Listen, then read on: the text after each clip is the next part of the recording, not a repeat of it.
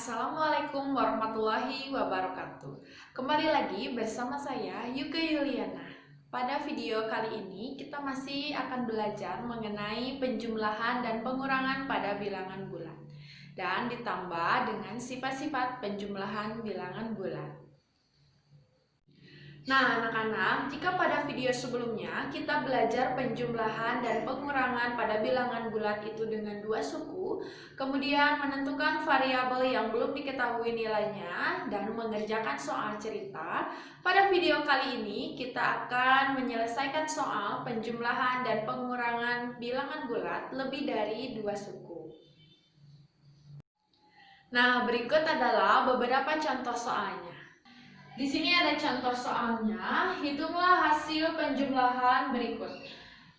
Pertama, 23 ditambah negatif 19 ditambah 37. Nah, sekarang kita kerjakan dulu dua suku yang pertama. Di sini lihat bilangannya. Antara 23 dan negatif 19 itu jelas yang paling besar adalah 23. Maka langsung kita kurangkan 23 dikurangi 19, lalu 37-nya kita tulis lagi. Nah, sekarang kita kurangi 23 dikurangi 19 adalah 4 ditambah 37. Maka hasil akhirnya adalah 41. Nah, ini untuk soal yang berikutnya ya. Negatif 51 ditambah 75 ditambah 51. Nah, pada soal ini kalian bisa lihat bilangan mana yang lebih mudah untuk dijumlahkan. Nah, kebetulan di sini ada bilangan yang sama, yaitu 51. Namun tanda operasinya berbeda. Yang satu negatif, yang satunya lagi positif. Nah, ini bisa memudahkan kalian untuk menghitung lebih cepat, ya. Nah, kita tukarkan posisinya antara 51 ini dengan 75. Supaya lebih mudah dijumlahkan dengan negatif 51, ya. Tandanya jangan lupa ditulis lagi, sesuaikan di positif. Nah, jika kalian mendapatkan soal seperti ini, biasanya untuk mempermudah, jika ada bilangan negatif, kita anggap itu sebagai hutang. Lalu, jika bilangan positif, kita anggap itu dibayarkan hutangnya ya maksudnya. Nah, di sini negatif 51 ditambah 51. Nah, kita ibaratkan punya hutang 51 dibayar 51. Artinya lunas atau tidak bersisa, hutangnya 0 ya. Nah, artinya di sini hasilnya adalah 0 kemudian ditambah 75. Maka hasil akhirnya adalah 75. Nah, itu tadi cara yang pertama. Kita lanjutkan cara yang kedua. Untuk cara yang kedua sama seperti soal nomor 1 tadi, kita jumlahkan dua suku yang di depan ya. Negatif 51 ditambah 75. Kita lihat bilangan mana yang paling besar, A atau B. Nah, di sini bilangan B adalah bilangan yang terbesar, maka kita gunakan aturan yang nomor 2. 75 dikurangi 51 ditambah 51. 75 dikurangi 51 hasilnya adalah 24 ditambah 51. Nah, sekarang kita jumlahkan, maka hasilnya akan kembali lagi yaitu 75. Nah, ini adalah soal berikutnya. 2 ditambah negatif 1 ditambah negatif 5 dikurangi negatif 3 ditambah 4 ditambah negatif 6. Nah, jika kalian memiliki soal seperti ini, kita kerjakan dulu satu-satu ya. Kita kerjakan dulu yang ini. Nah, tadi sudah dijelaskan di penyelesaian soal yang nomor 2 itu. Kita ibaratkan bahwa jika bilangannya negatif, itu dia sebagai hutang. Jika bilangannya positif, itu dibayar. Nah, sekarang kita tuliskan dulu duanya tetap. Lalu kita jumlahkan yang ini. Negatif 1, artinya dia punya hutang 1, lalu hutangnya ditambah lagi sebanyak 5. Negatif 1 berarti punya hutang 1 ditambah hutang lagi 5, artinya dia hutangnya berjumlah 6. Nah, jika memiliki hutang 6, artinya dia negatif 6. Nah, seperti ini.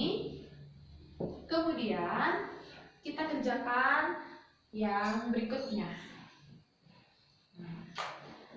Negatif 3 ditambah 4. Artinya kita ibaratkan dia punya hutang 3 dibayar 4. Berarti ada kembaliannya 1. Jika ada kembalian, artinya dia bernilai positif.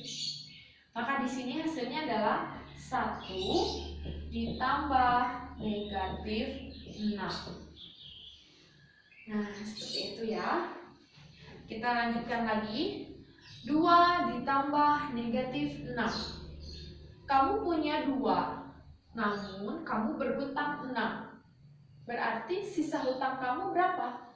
4. Nah, jika memiliki hutang 4, artinya adalah negatif 4. Nah, dikurangi, sekarang yang sebelah sini. Kamu punya 1, tapi kamu punya hutang 6. Atau dibalik, hutang 6 dibayar 1. Berarti sisa hutang kamu berapa? 5. Nah, artinya negatif 5. Seperti ini. Sudah seperti ini, kemudian jika ada tanda negatif berdekatan, maka hasilnya akan berubah menjadi positif, ya. Nah, negatif 4, ini kan ada tanda negatif berdekatan, hasilnya berubah jadi positif. Negatif 4 ditambah 5, artinya punya hutang 4 dibayar 5, berarti ada kembalian. Nah, jika ada kembalian, maka artinya dia bernilai positif, ya. Jadi hasil akhirnya adalah positif 1. Nah, itu ya anak-anak penjelasan dari soal nomor 3. Untuk materi selanjutnya kita masuk ke sifat-sifat penjumlahan bilangan bulat. Untuk sifat yang pertama adalah sifat tertutup. Untuk setiap bilangan bulat A dan B berlaku A ditambah B sama dengan C. Dan C itu merupakan bilangan bulat juga. Jadi contoh soalnya misalkan 2 ditambah 3 adalah 5. Nah, 2, 3, dan 5 itu merupakan bilangan bulat. Untuk sifat yang kedua yaitu sifat komutatif. Untuk setiap bilangan bulat A dan B selalu berlaku A ditambah B sama dengan B ditambah A.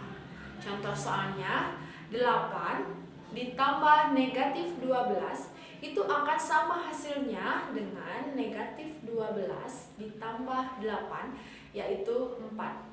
Jadi sifat komutatif itu bisa dikatakan sebagai sifat bolak-balik ya, atau pertukaran. Yang ketiga adalah mempunyai unsur identitas. Untuk sebarang bilangan bulat A selalu berlaku A ditambah 0 sama dengan 0 ditambah A, dan hasilnya akan tetap A. Jadi berapapun bilangan bulat dijumlahkan dengan 0, maka hasilnya akan tetap bilangan itu sendiri. Yang keempat adalah sifat asosiatif. Untuk setiap bilangan bulat A, B, dan C berlaku dalam kurung A ditambah B ditambah C sama dengan A ditambah dalam kurung B ditambah C. Untuk contohnya, misalkan dalam kurung 4 ditambah negatif 5 ditambah 6 akan sama hasilnya dengan 4 ditambah dalam kurung negatif 5 ditambah 6. Hasilnya akan sama, yaitu 5. Dan sifat yang terakhir yaitu mempunyai inverse. Inverse itu dikatakan sebagai lawan. Jadi misalnya lawan dari A adalah negatif A, sedangkan lawan dari negatif A adalah A. Nah, sehingga A ditambah negatif A sama dengan negatif A ditambah A. Hasilnya adalah 0. Itu tadi serangkaian materi yang sudah disampaikan. Semoga dapat dipahami dan semoga bermanfaat. Sampai ketemu di video selanjutnya. Terima kasih. Assalamualaikum warahmatullahi wabarakatuh.